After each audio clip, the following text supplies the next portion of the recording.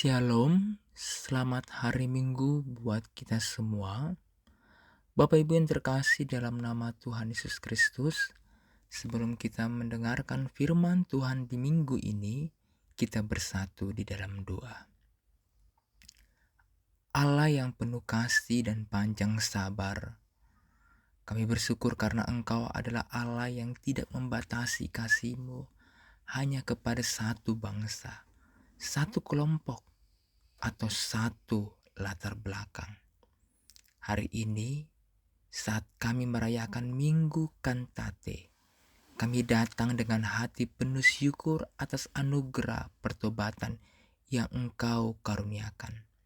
Kami mohon, bukalah hati dan pikiran kami untuk menerima firman-Mu, agar melalui kisah Petrus dan Kornelius, kami pun diubahkan menjadi umat yang memuliakan karya keselamatan-Mu. Berfirmanlah ya Tuhan, kami siap mendengar.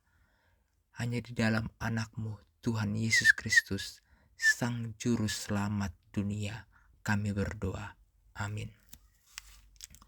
Bapak Ibu yang terkasih di dalam nama Tuhan Yesus Kristus, firman Tuhan di minggu ini tertulis di dalam Kisah Para Rasul 11 ayat 1 sampai 18. Kita membacanya secara bersama-sama. Petrus mempertanggungjawabkan baptisan Kornelius di Yerusalem. Rasul-rasul dan saudara-saudara di Yudea mendengar bahwa bangsa-bangsa lain juga menerima firman Allah.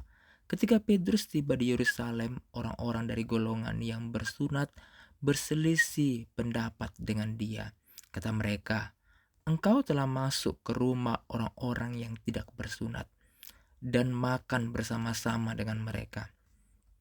Tetapi Petrus menjelaskan segala sesuatu berturut-turut, katanya, "Aku sedang berdoa di kota Yope.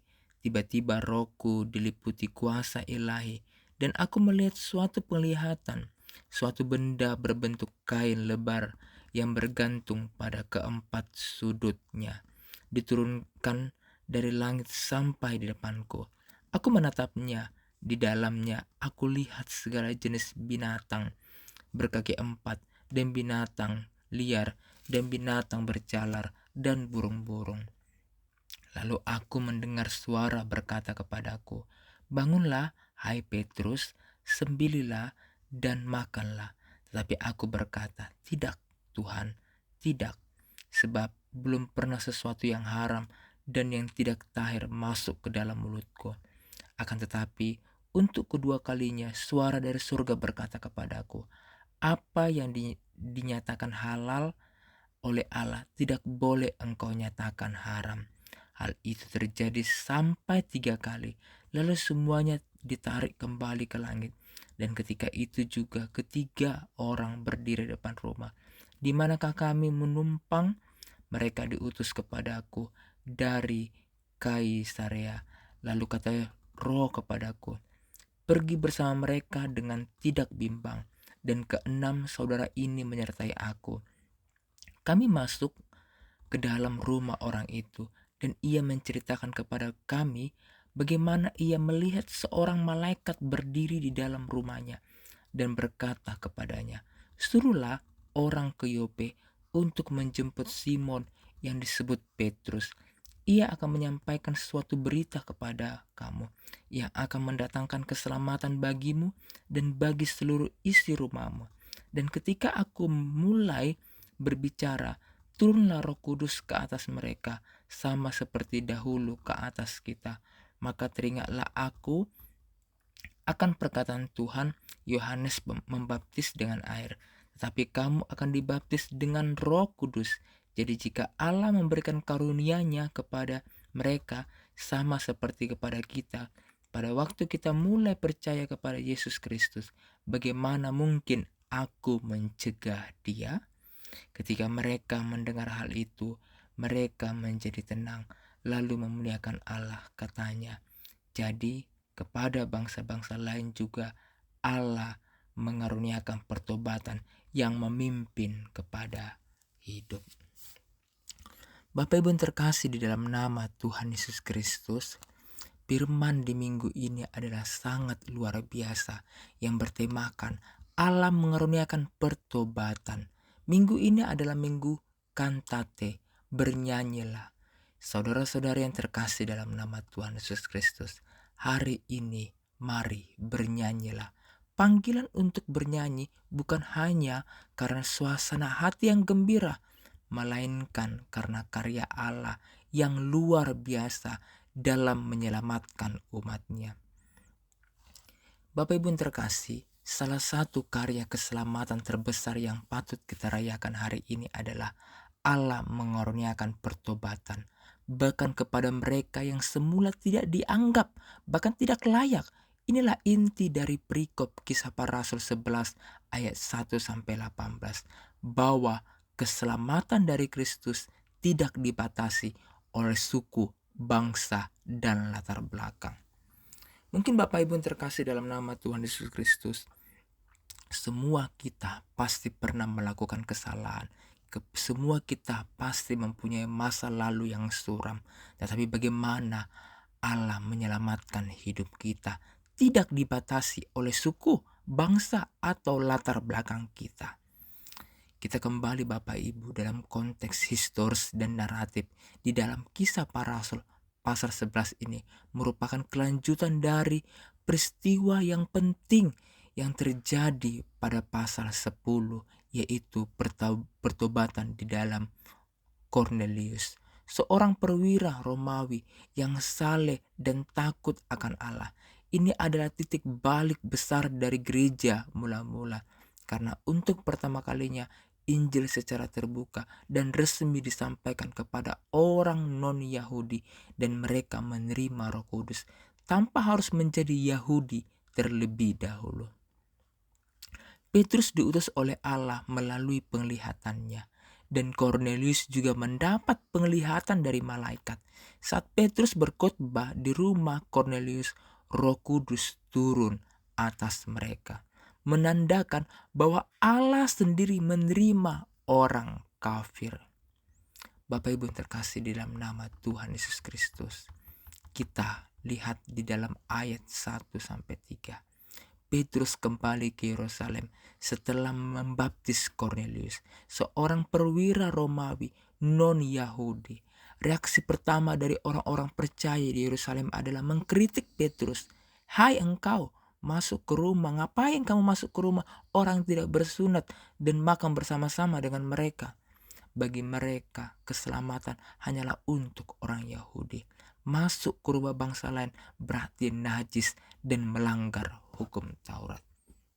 Sangat sungguh luar biasa Bapak Ibu pemikiran orang-orang Yahudi pada saat itu. Sehingga Bapak Ibu terkasih, di ayat 14-17 ini adalah penjelasan Petrus. Petrus menjelaskan penglihatan dari Tuhan di ayat 5-10, panggilan Roh Kudus dan bagaimana Roh Kudus turun ke atas orang-orang non-Yahudi, persis seperti yang dialami oleh para rasul di hari Pentakosta. Dia menyimpulkan dalam ayat 17, jika Allah memberikan karunia-Nya kepada mereka, siapakah aku ini sehingga aku dapat mencegah dia? Ini adalah penjelasan Petrus yang begitu sekali melihat penglihatan dari Tuhan. Sehingga Bapak Ibu di ayat 18, inilah respon jemaat. Mereka pun memuliakan Allah, katanya. Jadi kepada bangsa-bangsa lain juga Allah mengaruniakan pertobatan yang memimpin kepada hidup. Disinilah perubahan yang besar terjadi Bapak Ibu.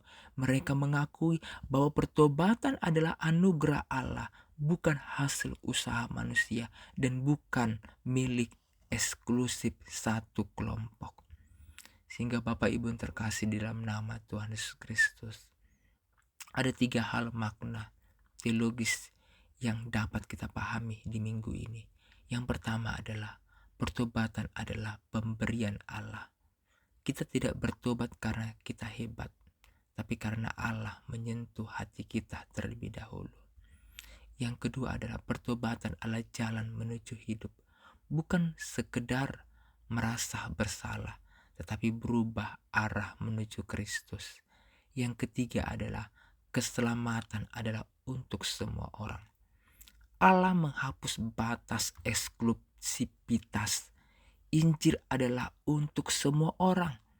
Ini sangat sejalan dengan amanat agung dan juga merupakan penggenapan janji bahwa Dia di dalam Abraham adalah segala bangsa yang akan diberkati. Pada saat itu sudah dinyatakan kepada Abraham. Sehingga Bapak Ibu yang terkasih, di dalam nama Tuhan Yesus Kristus ada sebuah ilustrasi yang saya sampaikan. Ketika kita membayangkan seorang yang kita anggap sangat mustahil untuk bertobat. Mungkin seorang kriminal atau seorang yang kita anggap sangat jauh dari Tuhan. Tapi kemudian Anda melihat dia bertobat, mengasihi Tuhan dan melayani. Apakah Anda mempertanyakan keasliannya? Ataukah Anda akan memuji Allah karena pertobatan adalah karyanya? Bukan, itu adalah standar kita Bapak Ibu. Tetapi Bapak Ibu terkasih, jangan membatasi kasih Allah hanya karena mereka yang mirip dengan kita. Seperti Petrus, kita dipanggil untuk melampaui zona aman dan memberitakan Injil kepada semua. Bahkan juga jangan remehkan pertobatan. Jika Allah mengaruniakannya, maka pertobatan itu suci dan harus dirayakan, bukan dicurigai. Sehingga Bapak Ibu terkasih, mari bernyanyi seperti dalam Minggu Katante, karena Allah masih bekerja menyelamatkan orang yang tidak pernah kita duga. Amin. Kita bersatu di dalam doa.